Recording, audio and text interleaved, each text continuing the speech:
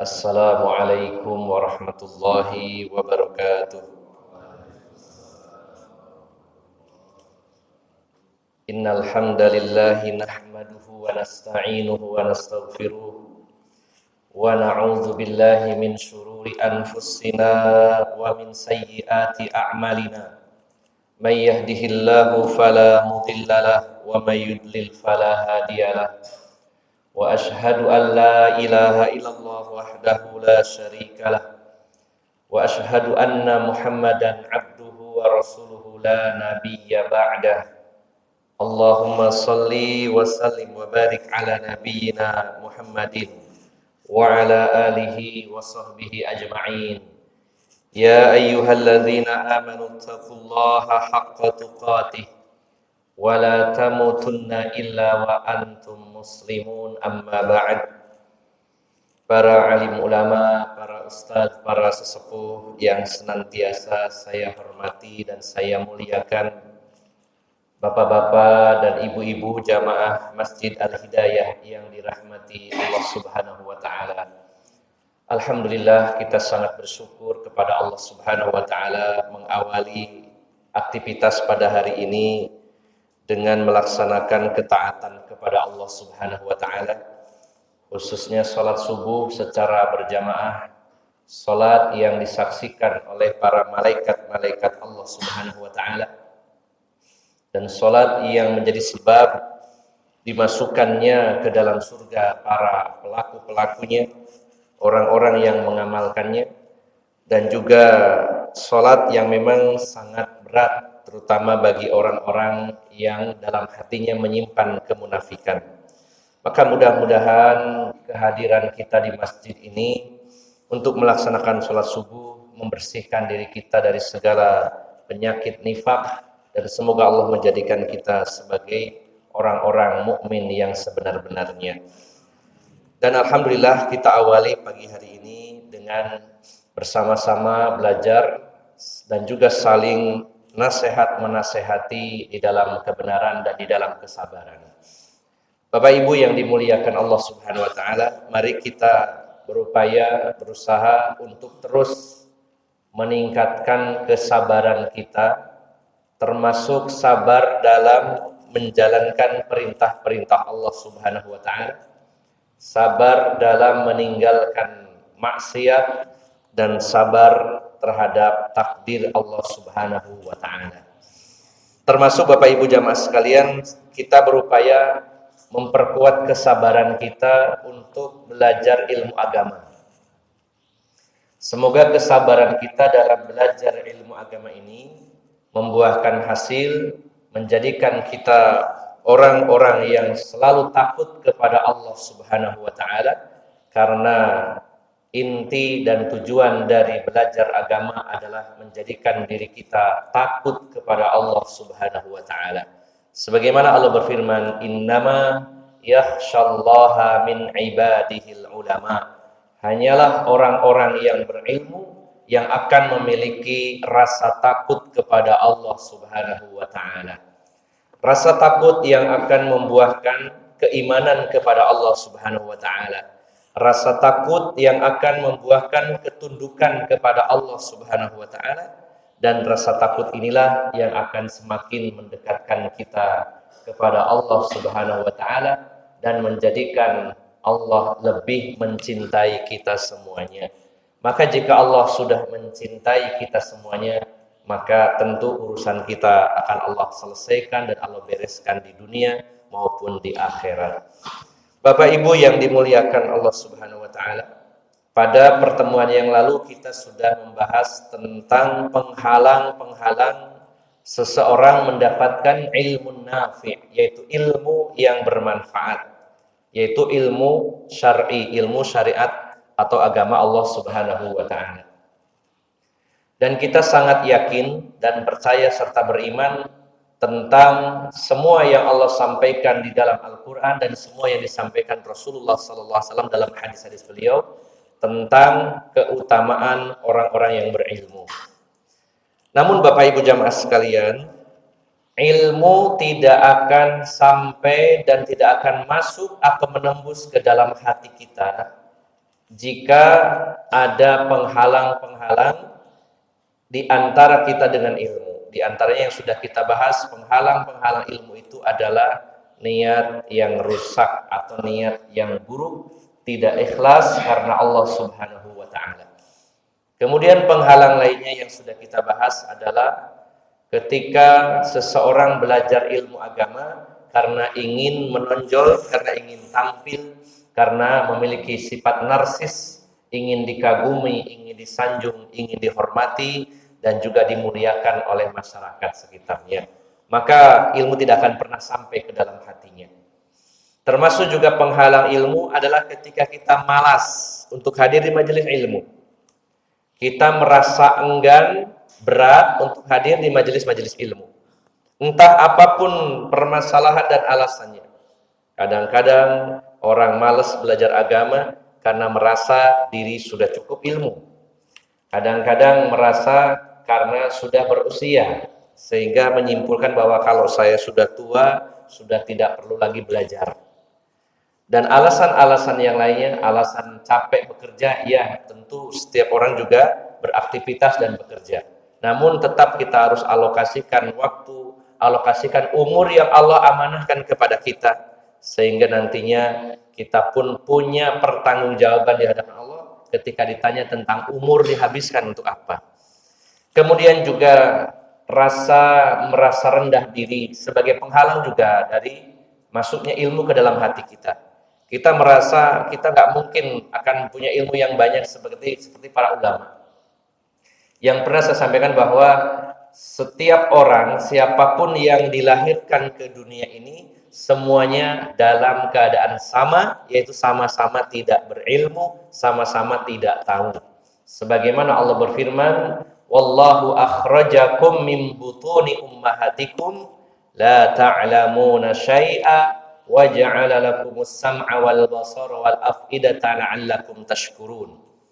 Allah yang mengeluarkan kalian dari perut atau rahim ibu kalian. La ta'lamuna syai'a. Saat dilahirkan, kalian kata Allah tidak tahu apapun.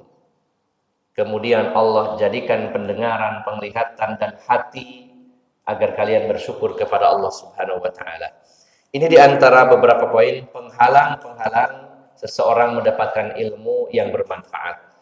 Maka pada pagi hari ini melanjutkan poin-poin tentang ilmu berkaitan dengan adab-adab para penuntut ilmu. Bapak Ibu yang dimuliakan Allah Subhanahu wa taala, masalah adab atau juga bisa disebut sebagai akhlak ya. Adab dan akhlak adalah satu kesatuan yang merupakan bagian terpenting dari risalah Rasulullah sallallahu alaihi wasallam. Sebagaimana dalam hadis yang sangat populer terkenal, Rasulullah menyatakan innama bu'ithu liutammima makarimal akhlaq. Hanyalah aku ini diutus oleh Allah Subhanahu wa taala untuk menyempurnakan akhlak yang mulia. Maka Bapak Ibu jamaah sekalian yang dimuliakan Allah Subhanahu wa taala, ketika amal-amal kita ditimbang nanti di mizannya Allah Subhanahu wa taala. Pernah kita mengkaji bab khusus tentang mizan, yaitu neraca timbangan amal yang Allah siapkan di akhirat nanti, menimbang seluruh amal-amal kita yang baik maupun yang buruk. Mana yang lebih berat, apakah amal baik atau buruk? Maka perkara yang paling berat bobotnya dalam kebaikan kita, dalam timbangan kebaikan, seandainya neraca kebaikan berada di sisi kanan dan neraca keburukan di sisi kiri, maka perkara yang paling membuat jomplang atau beratnya timbangan pada neraca kebaikan adalah adab dan akhlak. Sebagaimana Rasulullah sallallahu alaihi wasallam, beliau bersabda dalam hadis riwayat Tirmidzi dan Ibnu Hibban, beliau bersabda, "Ma syai'un asqalu fi mizanil mu'mini yaumal qiyamati min khuluqin hasanin wa innallaha la yubghidul fahishal badi." Rasulullah menyatakan tidak ada sesuatu yang lebih berat. Ketegasan dari Nabi SAW, tidak ada.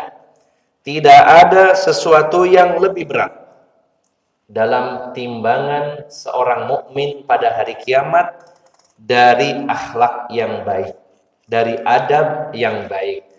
Dan sesungguhnya Allah sangat membenci orang-orang yang fahish, yaitu berbicara dan berbuat yang keji, dan juga badi, yaitu perkataan yang kotor.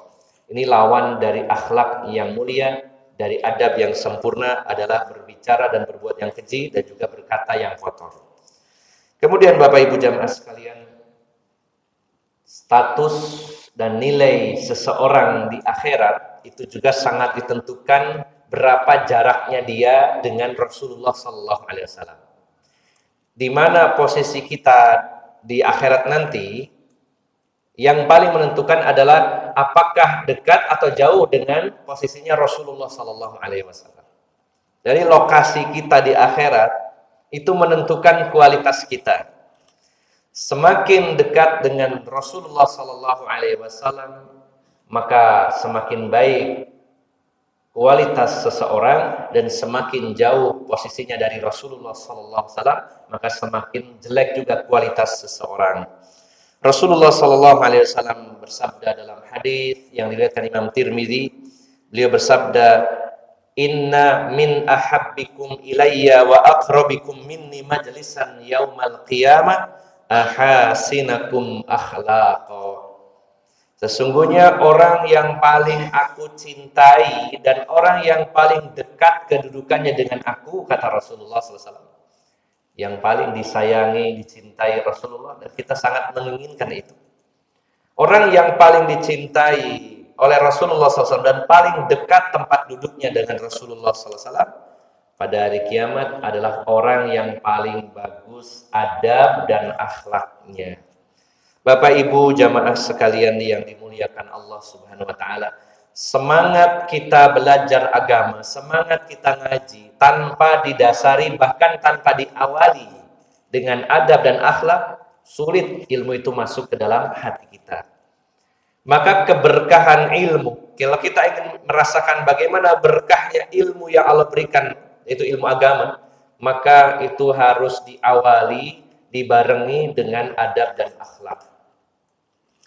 Para pendahulu kita, orang-orang soleh dari generasi awal umat ini, termasuk juga dari generasi tabi'ut tabi'in, yaitu muridnya para tabi'in, generasi ketiga. Maka mereka betul-betul mengajarkan kepada kita dari pengalaman hidup mereka tentang betapa pentingnya mendahulukan memiliki adab dan akhlak sebelum belajar agama. Ketika orang belajar agama, bahkan ilmu agamanya mendalam tanpa dibarengi adab dan akhlak, maka justru semakin mengeraskan hatinya. Semakin dia berilmu, semakin sombong. Semakin berilmu, dia semakin ujub. Semakin berilmu, semakin merendahkan orang lain. Semakin berilmu, kemudian semakin banyak keburukan-keburukan yang dia lakukan. Tidak menambah kebaikan padanya, karena ilmunya tidak didasari dan diawali dengan adab dan akhlak.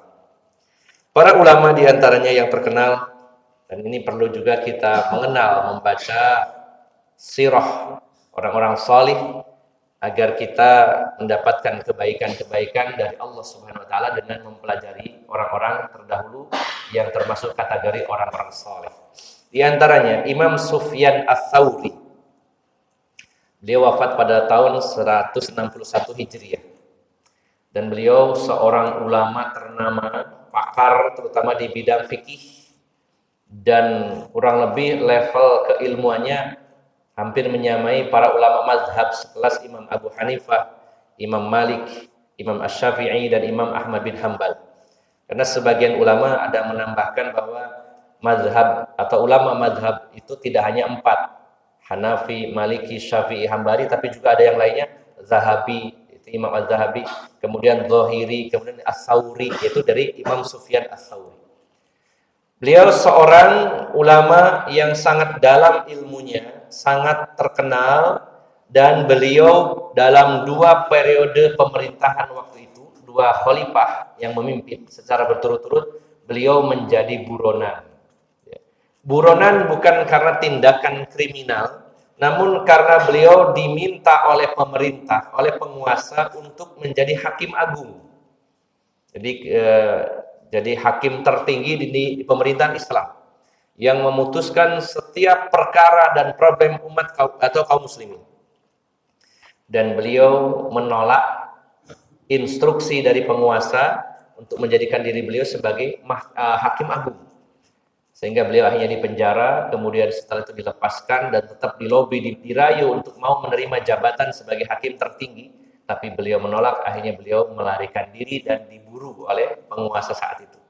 Bayangkan Bapak Ibu jamaah sekalian, bagaimana hebatnya beliau diberi jabatan hakim yang tertinggi dalam pemerintah Islam. Ketika ada perkara-perkara sengketa di antara kaum muslimin, apakah itu rakyat jelata atau para penguasanya, maka yang memutuskan perkara adalah hakim yang tertinggi. Dan yang dipilih adalah orang yang paling dalam ilmunya waktu itu. Dan tentu segudang fasilitas sudah menanti beliau, tapi beliau menolaknya. Bahkan beliau melarikan diri. Sampai akhirnya beliau meninggal dalam kondisi masih jadi buronan dari penguasa, kan tidak mau menjadi hakim agung. Beliau pernah mengatakan, mereka tidak menyuruh mengirimkan anak-anak mereka untuk menuntut ilmu sehingga mempelajari adab dan beribadah selama 20 tahun. Dulu kata beliau, para ulama itu sebelum mereka mendapatkan ilmu tentang agama, ilmu tafsir, ilmu tentang hadis, ilmu tentang fikih dan lain-lainnya, maka mereka akan diajari adab dan akhlak dulu selama 20 tahun lamanya, Bapak Ibu. Luar biasa. 20 tahun digembleng, bagaimana dia jadi seorang ahli ibadah dan orang yang memiliki adab dan akhlak, barulah ilmu masuk kepada mereka. Ini adalah contoh dari para ulama-ulama kita terdahulu, orang-orang saleh, sehingga ilmu mereka sangat barokah, diberkahi oleh Allah Subhanahu wa taala. Kemudian Abdullah ibnul Mubarak, atau yang dikenal dengan Ibnul Mubarak, seorang tabi'ut tabi'in yang wafat tahun 181 Hijriah. Ada sosok yang luar biasa dalam sejarah Islam, yaitu Ibnul Mubarak. Beliau adalah seorang konglomerat, beliau pengusaha kaya raya yang kekayaannya luar biasa banyaknya. Dan beliau sekaligus ulama ahli hadis, bahkan penulis kitab. Kitabnya yang terkenal adalah Kitabuz Zuhdi. Dan beliau adalah seorang panglima perang yang sulit dicari tandingannya, seorang pendekar. Pernah dalam sebuah peperangan di antara kaum muslimin ada seorang pendekar kafir yang membantai banyak sekali kaum muslimin, dan dia sesumbar menentang siapapun pendekar dari Islam yang bisa mengalahkan dirinya. Dia tantang. Sudah ada 5 orang yang maju, 5-5-nya gugur sebagai syahid. Sehingga akhirnya orang yang ke-6 berikutnya tampil seseorang yang memakai tutup wajah, ya seperti ninja begitu, tidak menampakkan dirinya. Kemudian dia berduel dengan pendekar orang yang kafir tadi, dan akhirnya dia, orang kafir tadi, kalah, terbunuh dalam peristiwa tersebut. Lalu orang yang bertopeng ini atau menutup mukanya ini pergi ke belakang, kemudian ada orang yang mengikuti. Dari kejauhan dilihat, ketika dibuka ternyata adalah Ibnul Mubarak, seorang ulama besar yang sekaligus pengusaha sukses. Sampai pernah suatu hari teman-teman beliau datang dari kalangan ulama yang memberikan masukan kepada beliau. Teman-temannya mengatakan, wahai Abdullah ibnul Mubarak, bukankah Anda penulis kitab yang berjudul Kitabuz Zuhd? Kitabuz Zuhud, kitab zuhud. Orang zuhud itu biasanya ya hidupnya sederhana. Anda menulis kitab judulnya Kitabuz Zuhdi, kitab tentang zuhud, tapi Anda seorang pebisnis, seorang pengusaha sukses, saudagar kaya raya. Berarti tidak sesuai dengan kitab yang Anda tulis, kata teman-temannya.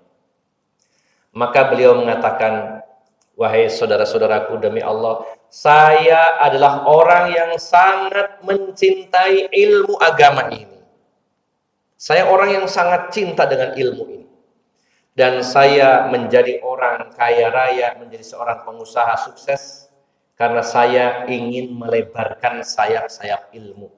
Saya adalah orang yang menghidupi, membiayai ulama di negeri ini seluruhnya, bahkan di negeri-negeri tetangga.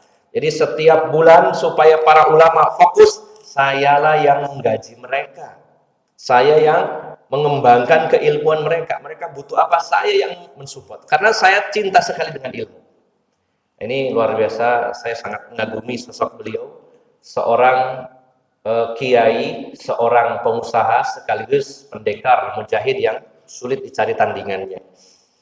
Beliau pernah mengatakan, nah ini salah satu barokahnya ilmu yang beliau dapatkan dan perlu kita contoh. Beliau mengatakan, saya mempelajari adab dan akhlak selama 30 tahun lamanya. Saya belajar adab, akhlak selama 30 tahun, baru setelah itu 20 tahun kemudian saya belajar tentang ilmu yang lain. Nah, Bapak Ibu jamaah sekalian, berapa banyak pada hari ini orang pakar dalam bidang fikih tapi adabnya tidak ada. Bagaimana sekarang orang belajar tentang tauhid tapi adab dan akhlaknya lemah. Bagaimana orang memahami tentang tafsir, memahami tentang hadis tapi adabnya kurang. Sementara barokah ilmu Allah akan berikan kepada orang-orang yang mengawali pencarian ilmu agama ini dengan belajar tentang adab dan akhlak. Jadi Bapak Ibu jamaah sekalian yang dimuliakan Allah Subhanahu wa taala, para tokoh-tokoh ini benar-benar mempraktikkan apa yang disabdakan Rasulullah SAW, bahwa yang paling berat timbangannya di hari kiamat adalah adab dan akhlak ini.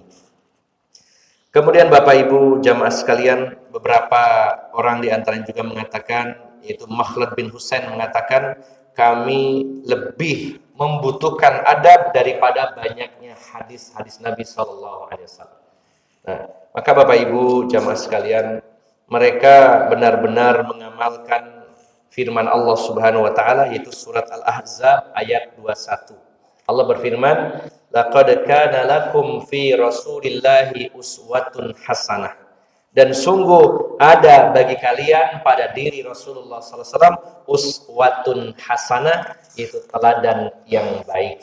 Maka sebagai aplikasi penerapan dari ayat ini, bahwa Rasulullah adalah manusia yang paling berakhlak, paling beradab, dan maka orang-orang di belakangnya termasuk kita benar-benar berusaha menerapkan, mengaplikasikan ayat tersebut, bahwa adab dan akhlak ini harus menjadi prioritas kita Bapak Ibu jamaah sekalian. Kemudian Bapak Ibu jamaah sekalian, sebenarnya dalam bab ini cukup panjang, nanti mungkin dibagi beberapa pertemuan karena ini sangat penting Bapak Ibu jamaah sekalian. Kita dengan susah payah datang ke majelis-majelis ilmu, mudah-mudahan Allah Subhanahu wa taala berikan ilmu yang bermanfaat, ilmu yang barokah, yang bisa menyelamatkan kita dunia akhirat. Maka salah satunya dengan memiliki adab-adab para penuntut ilmu. Yang pertama dan yang paling utama, bila kita sebagai pelajar, penuntut ilmu, pencari ilmu agama, maka adab yang pertama adalah yang kita dahulukan dan kita prioritaskan adalah adab dan akhlak kepada Allah Subhanahu wa taala. Bagaimana adab kepada Allah Subhanahu wa taala? Yang pertama, menghambakan diri kepada Allah. Kita sadar betul bahwa kita ini diciptakan oleh Allah untuk beribadah kepadanya. Allah menyatakan, wa ma khalaqtul jinna wal insa illa liya'budun. Tidaklah kami ciptakan jin dan manusia kecuali agar mereka menjadi hamba-hamba Allah, menghambakan diri kepada Allah Subhanahu wa taala. Bagaimana cara menghambakan diri? Yaitu dengan mentauhidkan Allah Subhanahu wa taala.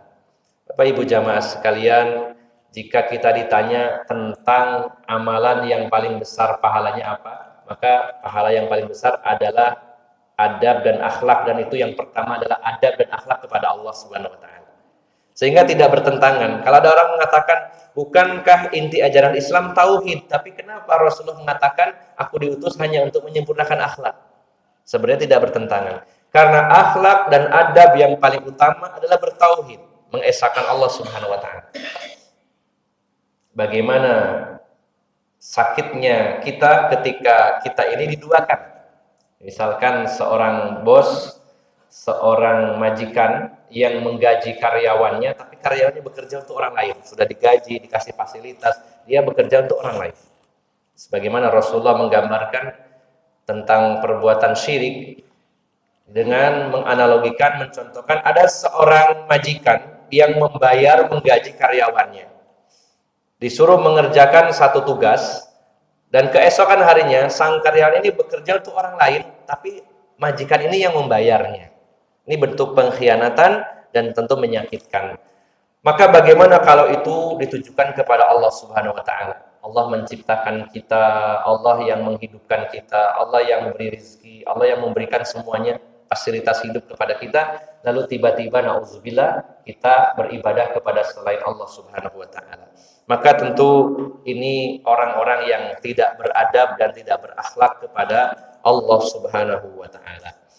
Kemudian adab dan akhlak kepada Allah adalah dengan mentaati segala perintahnya, menjauhi larangan-larangan Allah Subhanahu wa taala. Bentuk bahasa kasarnya kekurang ajaran kita kepada Allah, ketika Allah suruh kita tidak mau. Ketika Allah cegah kita malah melanggar. Bagaimana beratnya pertanggungjawaban kita nanti Bapak Ibu jamaah sekalian?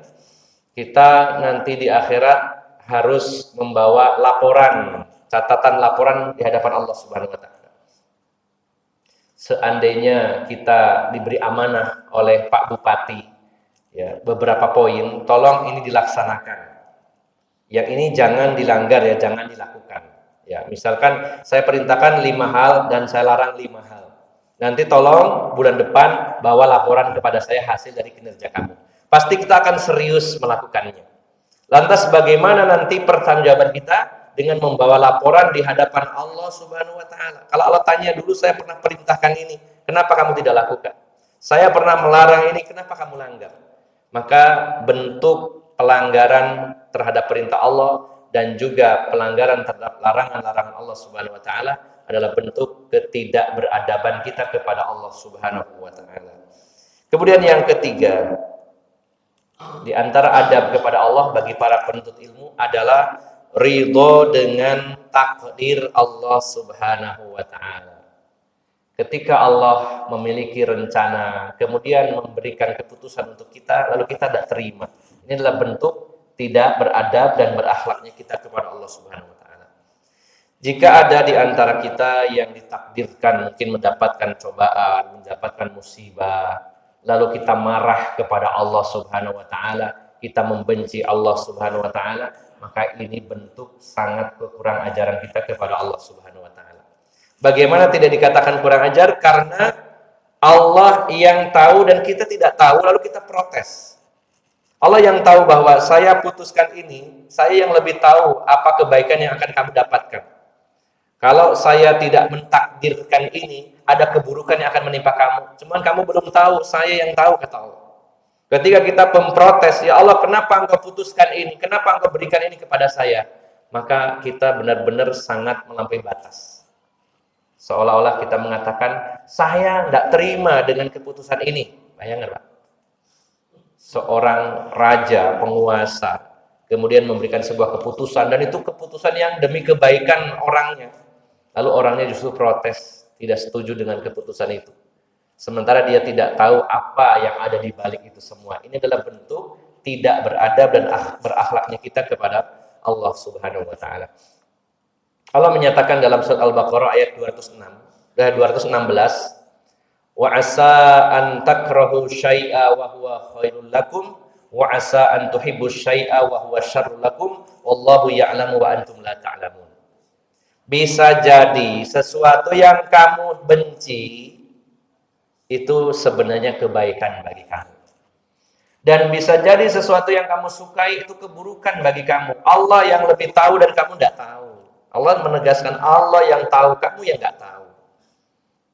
Maka Bapak Ibu jamaah sekalian, mari kita kedepankan berbaik sangka kepada Allah dengan takdir yang Allah putuskan untuk kita. Kalau itu berupa ujian, musibah-musibah yang menyakitkan, maka poin pertama Bapak Ibu jamaah sekalian, yang kita yakini bahwa ketika Allah mentakdirkan, memutuskan sesuatu untuk kita dan itu menyakitkan kita, maka kita yakin bisa jadi Allah memberikan kebaikan dengan cara yang menyakitkan dulu. Ya, sebagaimana juga ketika dalam kehidupan manusia ada tindakan-tindakan yang menyakitkan namun demi menyelamatkan. Seperti seorang yang diamputasi, itu sangat menyakitkan dan membuat dia cacat seumur hidup. Tapi kalau tidak diamputasi, maka dia akan lebih berat, lebih berbahaya. Maka Bapak Ibu jamaah sekalian, saat kita mendapatkan cobaan ujian dari Allah Subhanahu wa taala apa saja? Cobaan berupa beratnya ekonomi, ya. Cobaan berupa kesehatan yang memburuk, cobaan keluarga yang sakit, apakah anaknya, istrinya, cobaan dengan rumah tangga yang tidak harmonis, kehilangan orang-orang yang kita cintai, maka kita yakin bahwa hal-hal yang menyakitkan ini pasti di baliknya ada hal yang mengenakan. Atau yang kedua, ketika Allah Subhanahu wa taala memberikan sesuatu yang tidak enak, bisa jadi Allah sedang menghindarkan kita dari sesuatu yang lebih tidak enak lagi. Allah ringankan, Allah berikan yang tidak enak, tapi masih kapasitasnya rendah dibandingkan kalau tidak Allah berikan itu, maka bisa jadi mendapatkan hal yang tidak mengenakan yang lebih berat lagi. Maka Bapak Ibu jamaah sekalian, bentuk adab dan akhlak kita kepada Allah sebagai para penuntut ilmu, yaitu selalu berbaik sangka, ridho dengan keputusan dan kebijakan Allah Subhanahu wa taala. Kemudian yang terakhir Bapak Ibu jamaah sekalian, adab kepada Allah adalah dengan mengakui berbagai nikmat dan karunia dari Allah Subhanahu wa taala. Kita saja kepada sesama manusia, bentuk adab dan akhlak adalah ketika kita mendapatkan kebaikan dari orang tersebut, kita berterima kasih kepadanya. Rasulullah mengajarkan kepada kita, kalau ada orang berbuat baik kepada kamu, balaslah dengan yang setimpal. Kalau tidak mampu membalasnya dengan yang setimpal, maka ucapkan kepadanya jazakallahu khairan, didoakan, atau jazakumullahu khairan. Semoga Allah membalasmu dengan yang lebih baik. Ini yang diajarkan Rasulullah SAW dalam hadis Bukhari. Kalau ada orang ngasih bantuan kepada kita, apa saja, berupa dukungan moral maupun material, dan kita mampu mengembalikan atau maksudnya mampu membalas kebaikannya dengan setimpal, kita lakukan. Dan inilah yang dilakukan Rasulullah SAW ketika ada orang lain memberi kepada Rasulullah, Rasul pun memberi sesuai kemampuan beliau. Dan kalau tidak mampu memberi, maka jangan lupakan mengucapkan jazakumullahu khairan kalau orangnya itu banyak, atau juga sebagai bentuk penghormatan pakai kum, jazakumullah. Bisa juga jazakallah kalau laki-laki, jazakallahu khairan, kalau perempuan jazakillahi khairan. Semoga Allah membalas kebaikan engkau dengan yang lebih baik. Maka ini bentuk adab dan akhlak kepada manusia. Apalagi ketika yang memberi itu Allah Subhanahu wa taala. Allah memberikan nikmat, karunia, keutamaan, maka bentuk adab kita kepada Allah dengan bersyukur, memuji Allah Subhanahu wa taala, berterima kasih kepada Allah Subhanahu wa taala. Inilah beberapa poin tentang adab kepada Allah Subhanahu wa taala.